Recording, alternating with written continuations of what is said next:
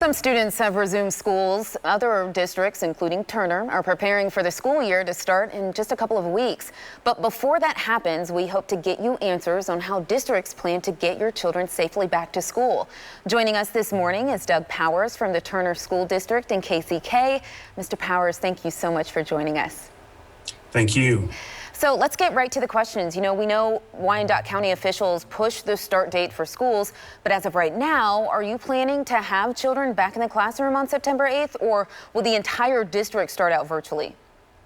Well, we're going to have a little bit of both on September the 8th. So about 30% of our families have elected to go in a remote-only model. So they'll be learning at home via computer, and we do have teachers that will be dedicated to those students. So they'll have daily interaction with a teacher remotely.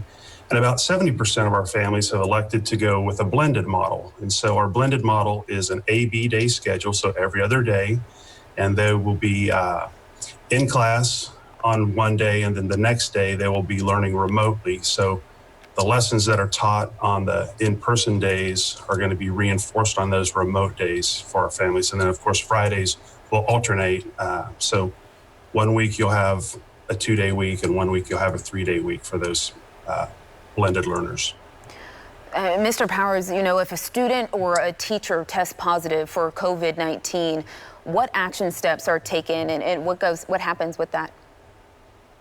Well, obviously we'll contact the Wyandotte County Health Department first and foremost. They're going to be the authority and our best advisors on that, but quarantine, contact tracing, disinfecting and sanitizing the space, and then we'll rely on Wyandotte County Health Department to let us know how long we need to keep that space closed, how long those folks need to remain quarantined before they can return back to school and to work. And will you be screening students and staff when they arrive to school, or how will that look like? Yes, we will. So for staff, when staff arrive at the building, every day we do a questionnaire, a COVID questionnaire. Do we have any symptoms? Have we traveled anywhere that we need to be quarantined? We do take our temperature, and then we are given a wristband for the day. Each day has a different color code, so we can easily identify if you've gone through that protocol and that you don't have symptoms or temperature. And we'll do the same thing with our students. We won't do a questionnaire, but we are installing thermometers on our school buses, so students will be scanned before they get on the bus. And then we also have thermometer temperature kiosks at each of our buildings, so prior to entering the building, each student will again be screened that way as well. So let's talk about fall sports. This has been such a hot button issue, especially on the Kansas side. We know several Kansas districts have either canceled or delayed their fall sports seasons, and Wyandotte County has prohibited competitions. Do you anticipate Turner athletes competing outside of the county in away games? Well, right now we're just waiting for Wyandotte County Health to give us further guidance. We're on hold with that. We are continuing to hold non-contact practices, as Wyandotte County has allowed us to do. But until we have further guidance from them on what they're actually going to allow us to do competition-wise, we're just in that holding phase. So. And let's talk a little bit about, transportation, Mr. Powers. Your reopening plan says the district will disinfect buses daily. So do you anticipate decreasing the number of students on school buses and enforcing social distancing? Absolutely. We've spent most of this summer getting our bus fleet ready.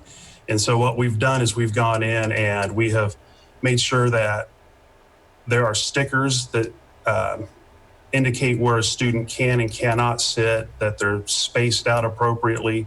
So we will radically reduce the number of riders on each bus, and then after each run, our buses are triple tiered, so we run 3 tiers. So after each tier, we will disinfect the bus, and then at the end of the morning run, again we will disinfect, and we'll do the same protocol in the afternoon and evenings when we do our return trips home. Got it. And Mr. Powers, a lot of parents and families just trying to wrap their brain around this new and unnormal school year. What message do you have just for parents, students, and staff? Well, we know this is a terrible hardship on our families, on our employees, and so we're doing our very best to make it the best we can. We realize that in person is always best for our kids, and not only are we worried about their physical health, but we're also worried about their social emotional health. This has been really hard on all of us because we, as educators, we're people, and we miss our kids and we want to see them back in the classroom, but we want to do what's right. And we know that they need to get back into the learning mode and continue with that. So we're, daily we're talking with Wyandotte County Health Department and with the other school districts in our county to make sure that we are informed and making the very best decisions we can for our staff, our students, and our families. Doug Powers with the Turner School District. Doug, thank you so much for joining us. We really appreciate it. Thank you.